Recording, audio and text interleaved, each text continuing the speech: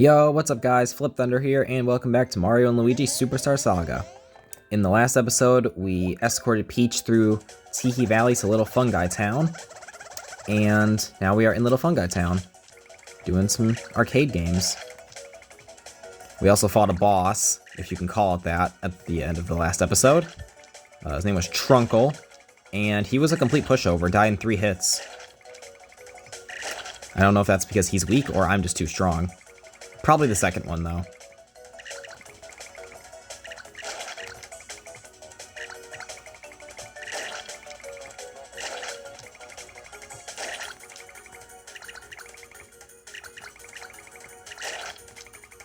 Also, fun fact about this minigame that I actually just learned recently.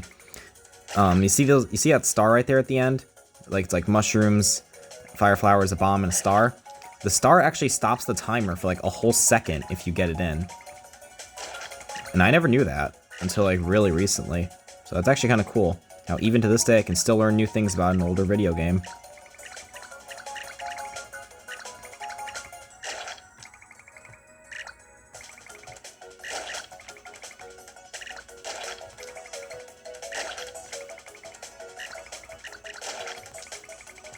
Kind of a letdown that I'm not going to get the beans for this minigame because I'm doing so well. Can I get to 500 before the timer ends?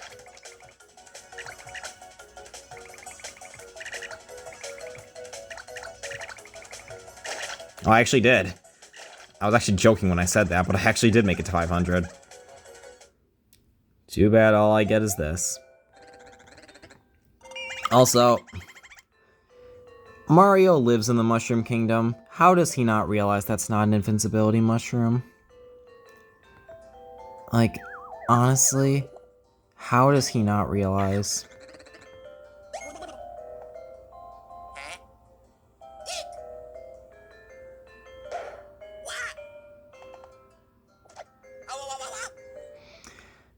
It's so dumb that Mario didn't even realize.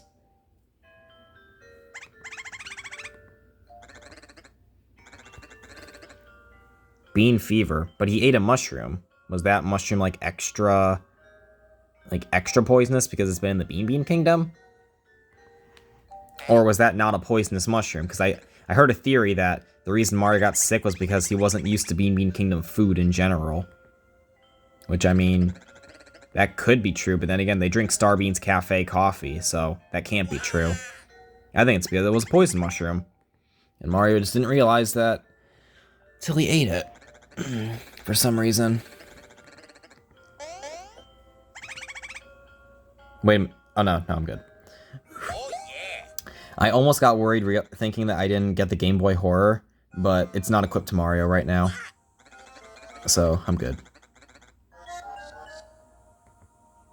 Yeah, frightful monsters. There's only one thing in Gafao Ruins that speaks, and it's not mean. It's not a monster. That looks like a picture your son drew.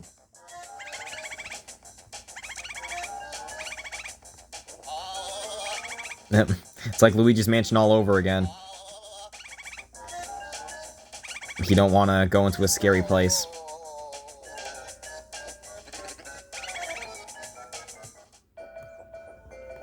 Yeah, now I can't jump or use my hammer or use thunder.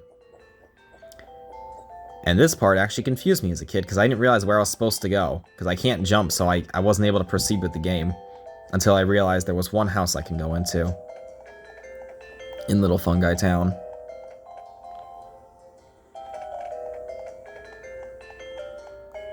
Because like once you go down, you can't go back up. But there's this house. Which I don't know what the indicator is that you're supposed to go here.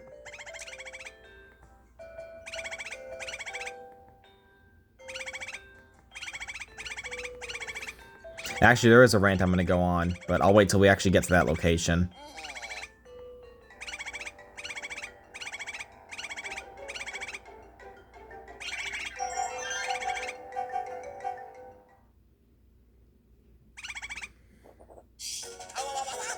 He's been hypnotized! Luigi thinks he's Mario!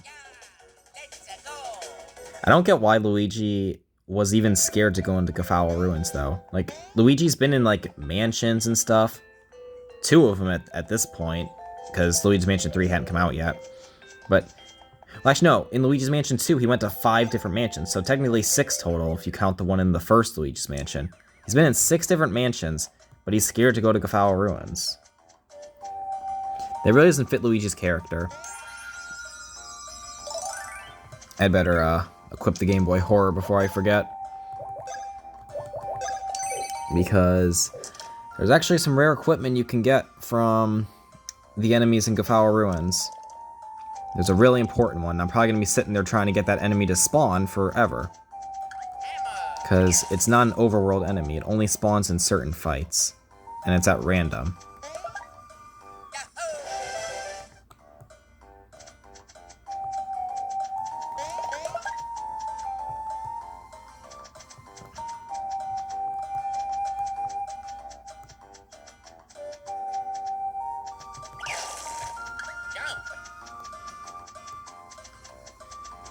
All these Chuckle Beans I can't get until far later in the game. Don't need those.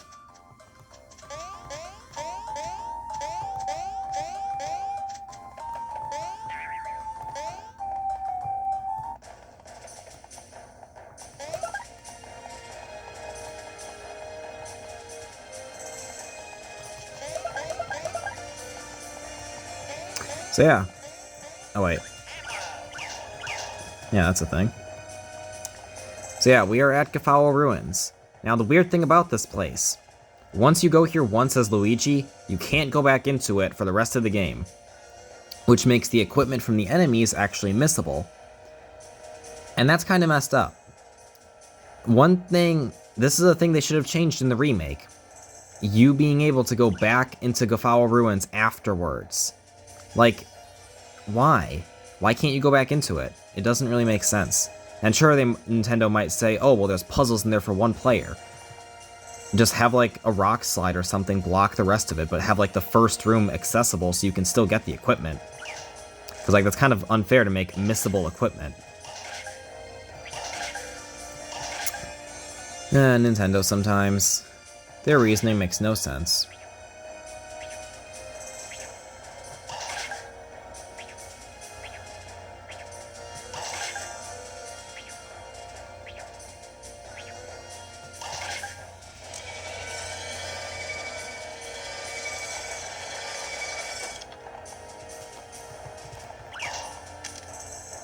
That was a bit of a late reaction. Yeah, so that's another thing that they should have changed.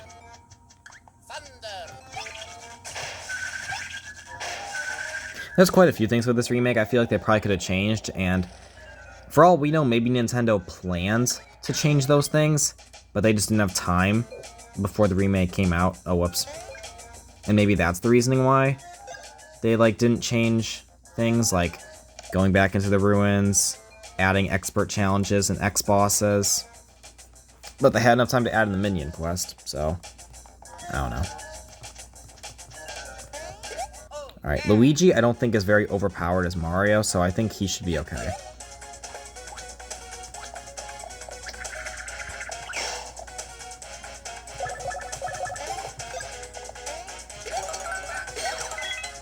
Alright, there's one of the missable items, the Elite Chuck Guy badge.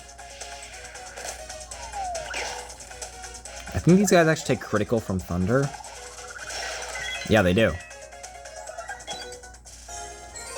Yeah, the enemy I'm looking for is the Limbo Bro.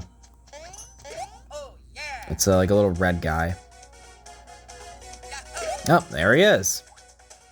Sweet. I'll I mean, do I really need 2 pairs of defense pants? I'm probably never gonna change it. I'll just get the one for Luigi. I mean, then again, though, I mean, I'm never really gonna. And let's think about this logically. Am I really gonna change my equipment at all for Mario? Because I like being overpowered.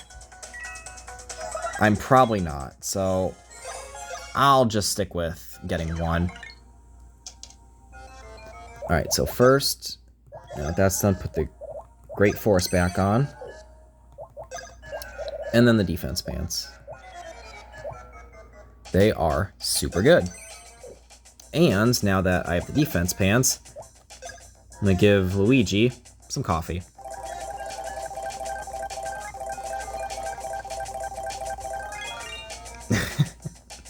That's a lot of defense. Luigi's got to be the most tankiest character ever, and then Mario's got to be the fragile glass cannon. Wait a minute.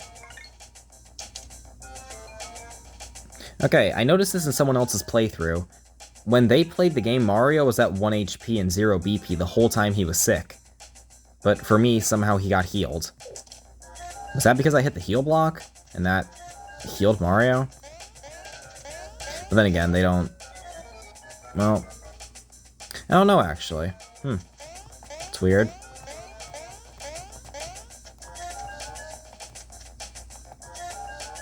Actually, there's more missable equipment, because there's a badge in here that is one of a kind. The Mari Louie badge. Which, I mean, I guess that's not as missable as the defense pants, because, like, most people, me included, who play the Mario and Luigi games don't fight enemies with just one brother.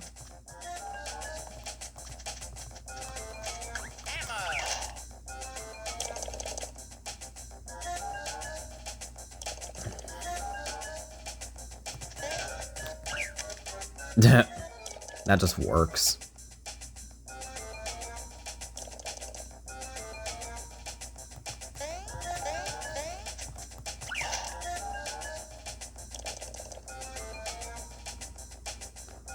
It's weird how you can hit these buttons from the side.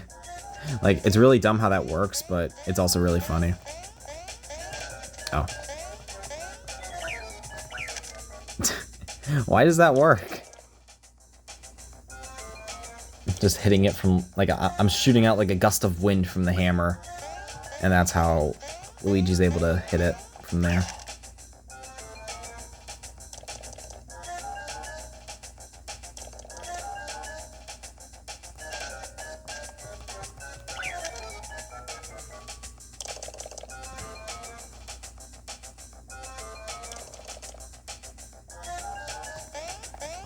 And I do.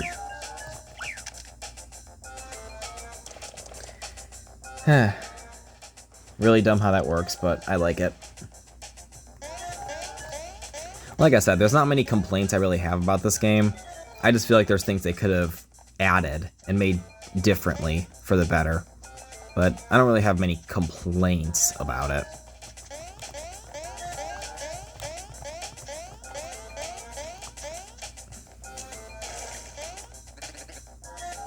That horrible monster that the doctor mentioned, who actually isn't a monster at all.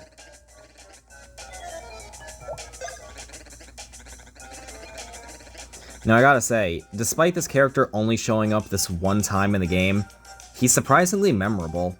Like, this is one of the few characters that I actually remember very well about this game, despite him only showing up this one time.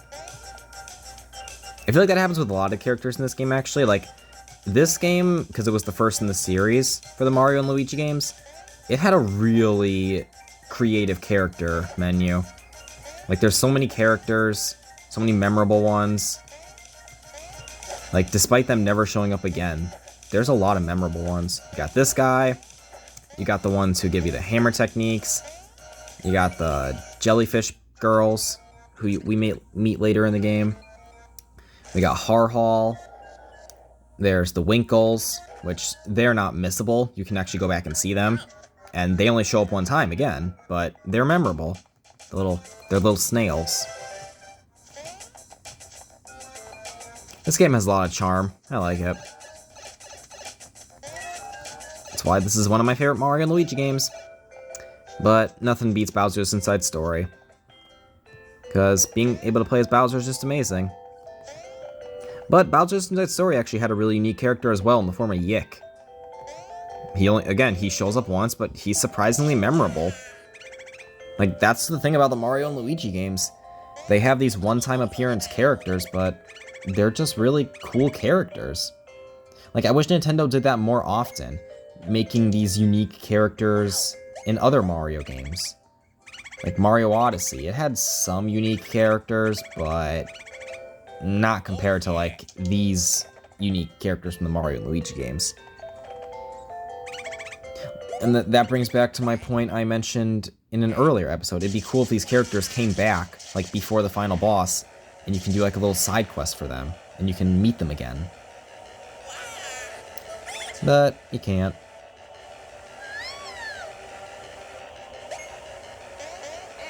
It's Bowser! He's back! He has Cackleta's laugh, though. Could it be? Bowletta, who is another very underwhelming sprite. Like, I'm not gonna say the word, but you can look at her chest and see. Why? That's, like, kind of gross. Like Cackletta possessing Bowser, A, got rid of his horns, and now he has the little purple things, which are kind of cool. But why did those things have to go on his chest, too? Like, we would have still known that Cackletta was the one in Bowser's body. We didn't need those there, too. Huh. This game. A lot of charm, but then it's got some really strange sprites. Actually, speaking of sprites, I never actually mentioned the shopkeeper in Bean Bean Castletown, why that sprite's weird. Well, I mean, it's not that it's weird, though. So, the sprite is a guy... Actually, no, I'll just go there after this cutscene and show you guys, rather than explain it. Excuse me, Mario was on his deathbed fighting a virus, and you're concerned about the princess.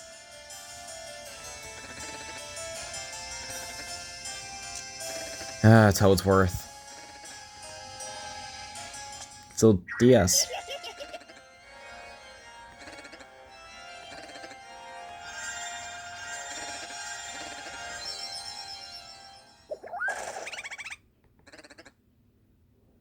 Breaking the fourth wall.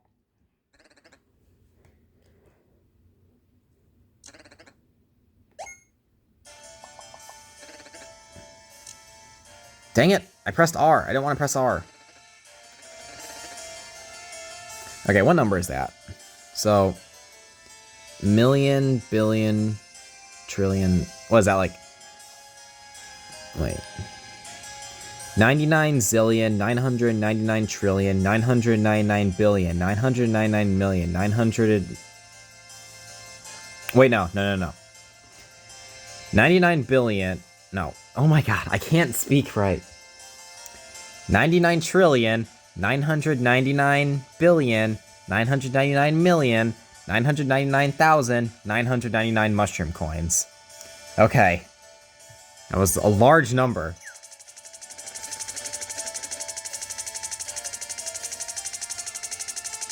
I can just not press A and Luigi will be forever getting stabbed in the arm.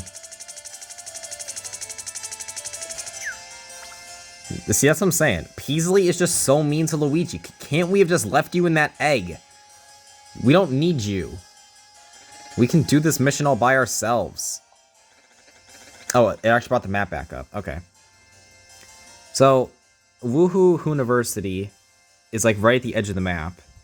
That's where it blew up. How did the Beanstar pieces spread all the way to Chucklehuck Woods? That's like on the other side of the kingdom. Who knows? Anyway, now to show you guys that sprite before I end. Because it's... like, I'm curious, let me know in the comments. What do you guys see when you look at this sprite? Because I see something different than what it's actually supposed to be. Right in here. Okay, so...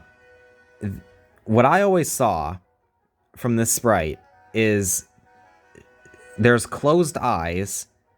They have like a little pair of sunglasses on their forehead and they're smiling. But that's not what it is.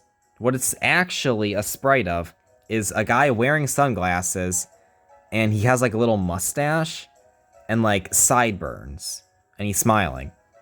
But like I can see it, but I can't unsee what I always saw it as. Like, I always saw this as a girl with like closed eyes and sunglasses on her head. I just can't unsee it.